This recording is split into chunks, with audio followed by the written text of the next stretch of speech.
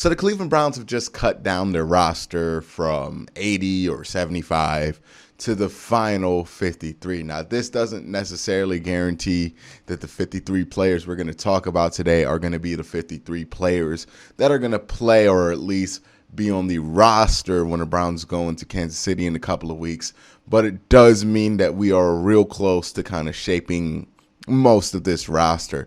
I do think there's going to be some areas in which they might look for some upgrades. There might be some that I suggest. So we're going to talk about all of that. But before I get into that, I want to make sure I give a shout out to the patreon.com dog check tier members. I'm going to start with Michael Mateek, Michael Morales, Mark Kahn, Max Haymaker, Drake, Nick Merrick, Mike Labra, Wesson Megan, DA, and Jay. Greg Ehlers, Austin Bolin, Easley Bash, Joe Hart, Gabriel Wilson, Fred Pratt III, David Valtiara, Relentless Buck, Chunt, Rex Kaufman, Kevin Johnston, Cleveland Cart, Matt H, Sign Sheets, Gemini, Lewin Freeman, Fight Dirty 74, Yo-Yo, Matt Lloyd, Paul Wilcox, Hundo Magnifico, Kyle Stouffer, Lukey from Munich, Deveroff, J Guy 101, Musty Taco, Joe Bobby, Brad Cowboy, Dylan W, James McGinley, Arendal, Chad Gimme, David Maldonado, Dylan Hill, Josh Bendor, Jaleel Salim Jr., Mark M, Stuart Moore, Cleveland BCI, Robert Jermaine Jr., Dave Mike May, Andrew Hirsch, Curtis Bear, Batman, Barack Kumar, John Albert, Beerman 069, Masayua, Buzzer Roland, James Nemo, Mac House, Reeve Hertz, Philip Wilcox, Marie River, Sean Barron, Gagos Pisano, Corporal Nick Lopez, Dom Gazzola, Nick Nasty, Ian Whitaker, Colin 216, Christian, Dave Strong, Michael Stone, Billy Moose Gentry, Austin Z, Mark Burnett II,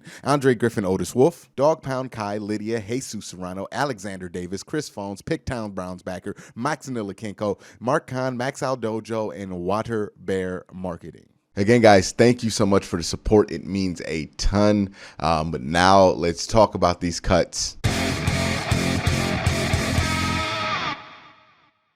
Okay, so the Browns cut this roster down. There are some interesting things to talk about. Some things are a surprise. Some things really aren't that much of a surprise. Honestly, most of this isn't a surprise. Offensively, when you look at the people cut, Kyle Loetta, it's not a surprise. John Kelly, not a surprise. Johnny Stanton, not a surprise. Kadero Hodge was a little bit of a surprise there, because I did think he was good enough to make the team, but I guess they valued that $2 million that they were talking about a little bit more, or, they just didn't feel like he would make sense on the team. Right now, they only have 5 wide receivers, which is interesting.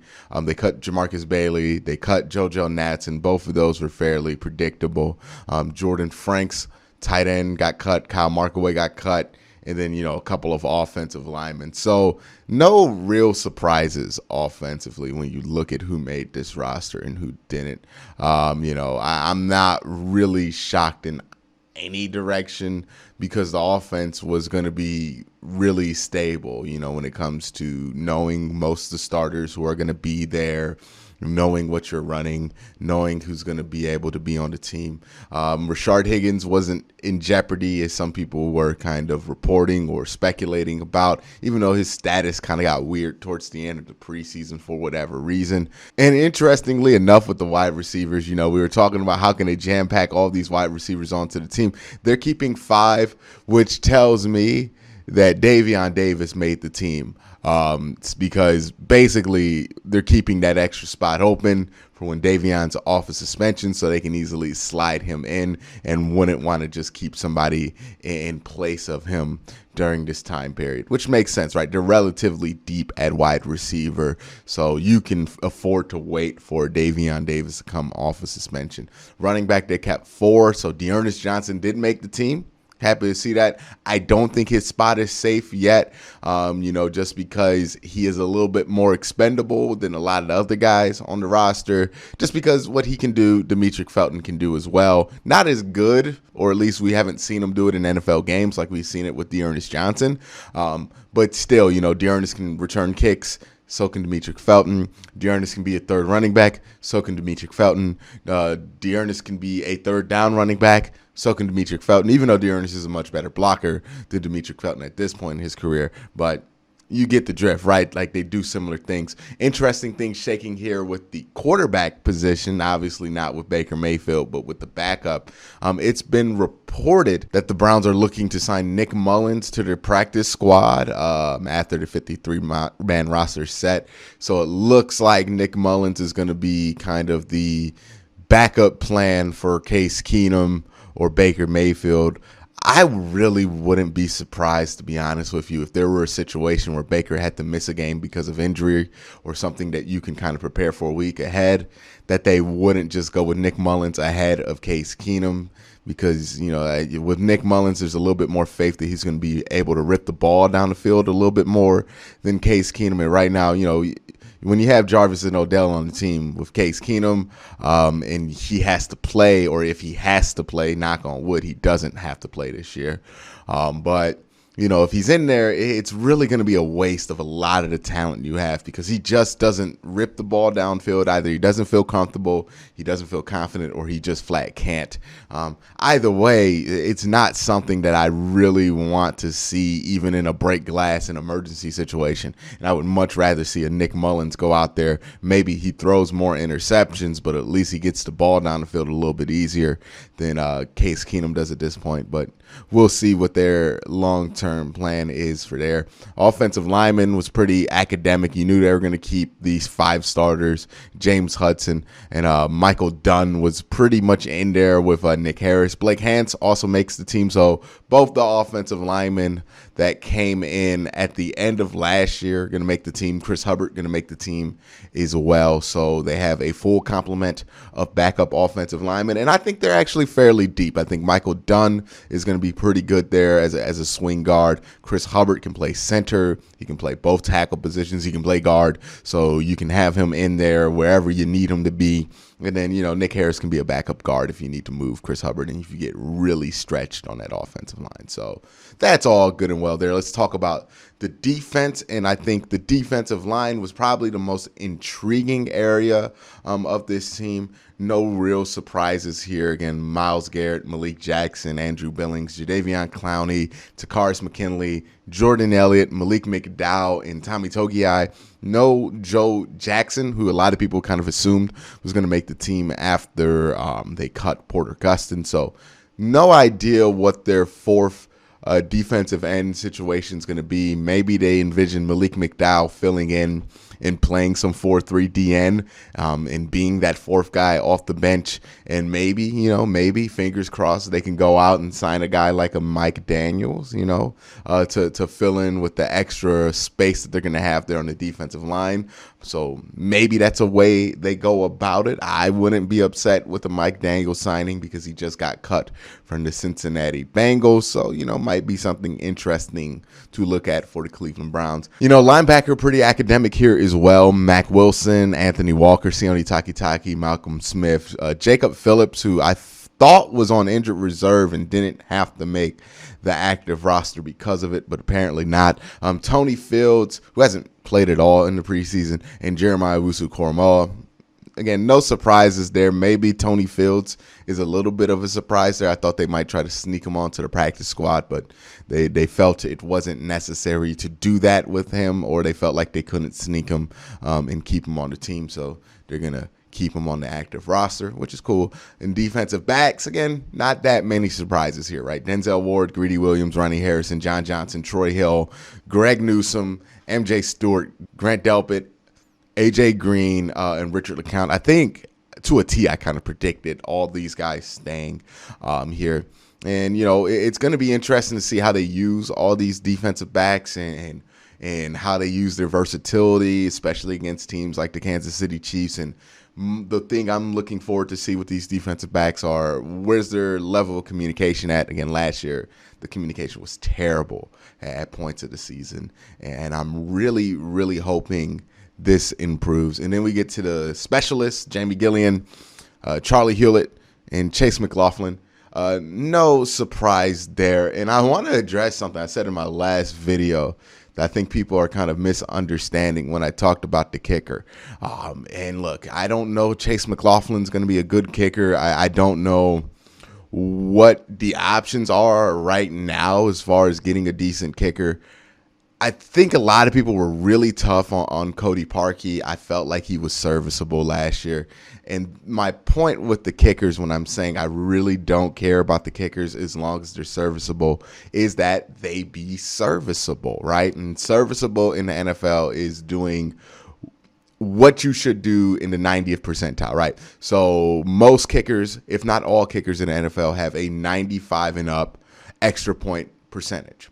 It's just that's the going percentage for an NFL kicker. If you can't do that, you're just not an NFL kicker. You shouldn't be on a roster. And the same thing goes with 40 yards and under field goals. That's really all I require for a kicker, right? Make your field goals under 40 and make your extra points. Now, where people have been pushing back with me, and I think this is probably a little bit of miscommunication on my part, is they're saying, hey, look, the Browns are going to be in situations where they're going to have to kick field goals, so kickers are important.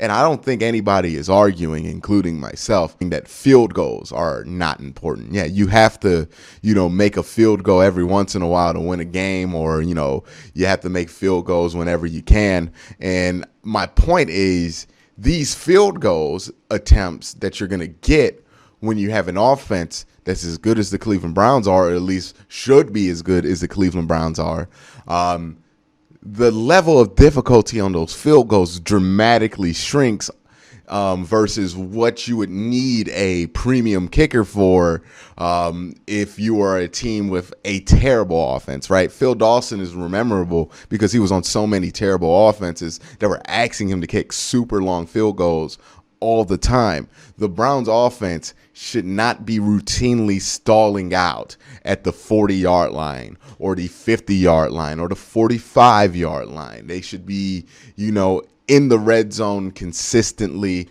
if not in the end zone consistently. That's the level of offense we're talking about. And when that's the level of offense that you have, the kicker becomes significantly less important. Now, I know by coincidence, there are teams with high-powered offenses with really good kickers, right? Justin Tucker is on the Baltimore Ravens. Harrison Butker is on the Kansas City Chiefs.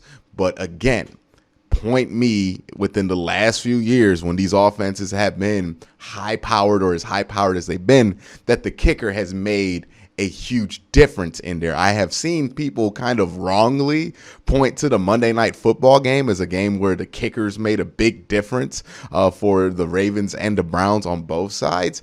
And I just don't think that's true. The biggest difference in that game, and the thing that cost the Browns that game, wasn't the kickers, wasn't a missed extra point, which they got back in a 2-point conversion later in the game, or it wasn't any field goal that Justin Tucker kicked. It was the Browns' inability to get off the field versus Trace McSorley on a 3rd and long. Like, that was unacceptable by the defense, that they could not get Trace McSorley off the field, which enabled Lamar Jackson to come back with enough time to score a touchdown on you, because the Browns could do absolutely nothing with Lamar Jackson. Both games they played him. So that's why the Browns lost that game. And then with Kansas City, right, they lost that game not because of kickers, but because, one, the Rashard Higgins call or no call that happened with the fumble out the end zone. That definitely played a huge part in the game. Also, another part that played a huge part in the game was that the Browns were not able to stop Chad Henne on 3rd and 16 enough to wrap that drive up and get the ball in Baker Mayfield's hand, right? They got a 3rd and 16. They let Chad Henne run for 15 yards, and then it was real easy for the Chiefs to get a yard after that. So that is why the Browns lost that game. The kickers really have nothing to do. I think kickers are more scapegoats than they are factors on why you should win or lose. I think ultimately, at the end of the day, if you're a good football team, especially if you're a good offense, it should never, ever come down to your kicker. And it only comes down to your kicker when the kicker needs to bail out what was bad offense or something like that, right? The missed opportunities. So, that's kind of my whole thing on it, right? Like, the Browns offense is good enough to where you might be able to get away with the Chase McLaughlin at kicker just because you're really not going to be asking him to make 55-yard field goals on a consistent basis, or at least you shouldn't. It's really just about making extra points consistently. Like, if he starts missing extra points in the regular season, he's probably going to get cut, replaced with somebody else. But extra points is really the most important thing. The sub 40-yard field goals, that's going to be important as well. But trust me, if they're kicking a bunch of 50-yard field goals, we're going to have bigger problems than just the kicker, if that's the case, right? If the offense keeps sputtering out and has to kick long field goals. So that's my only point, right? And I don't think the kicker is going to be something that tanks the entire season like some people make it out to be, or it could cost the Browns multiple games. I mean, it's extremely rare that a kicker costs you a game in NFL, let alone 2 or 3. So that's just kind of my thoughts on the whole kicker situation. A lot of people had a lot to say about it in my last video. Thought I would address and clear up what I said so there'd be a little bit more clarity on my comments there. But that's it on the 53-man roster. Let me know what you think. Are there any guys who got cut from other teams that you're looking for the Browns to kind of scoop up last minute here before they play the Chiefs? Let me know in the comment section down below. But again, guys, thank you for watching. Have a great day. Have a good night.